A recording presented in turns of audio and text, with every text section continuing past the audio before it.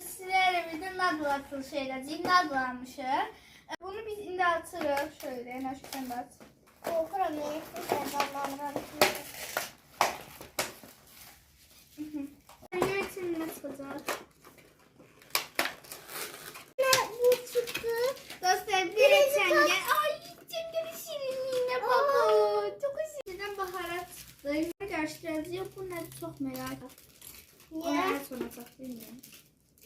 Çünkü görünmür heyecanlı.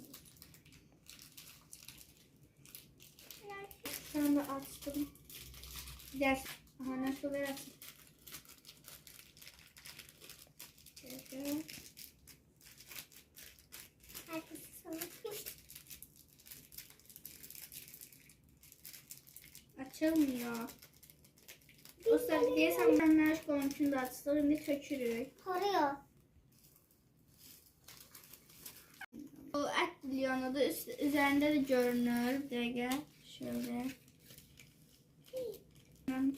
Hazırlanıp kestiremem. Hamsın tök. Şirin. Şimdi üstüne biz bunu kaynar su dökəcəyik. Dostlar korkuyorum şu anda tökək.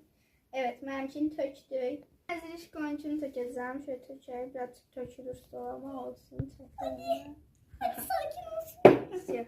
Sakin olsunlar da oynar. Dostlar indi kaynar suyu tökmüşük. Biz biraz da tökdük. Çünkü az olmuştu. Biraz da tökdük. İndi gözlüyoruz. Yemeye başlayır. Nəş qonçudadır. Bakayım. Nəş qonçudadır. Dostlar bu arada bizim demin olarak hazırdı nazlımız ve dostlar çok güzel görünüyor. Şuna bakın çok şirindi. Şimdi biraz isti olduğuna göre bizim de biraz böyle yavaş yemeye başlayacağız. Tekrar bakalım. Elimi yandırır. Ne bakın? Kız.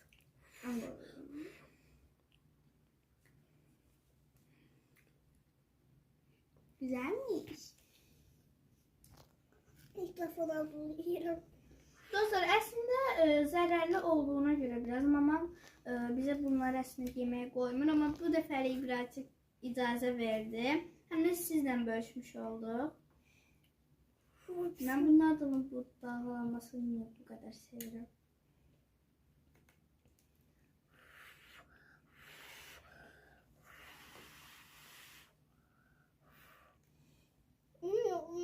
Yandırır ya aslında. Hoş galiba yemeyeceğim.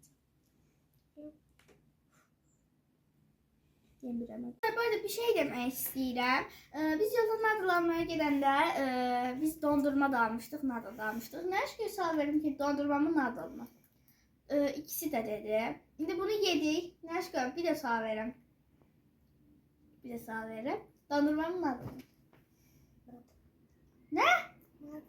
Nadıl.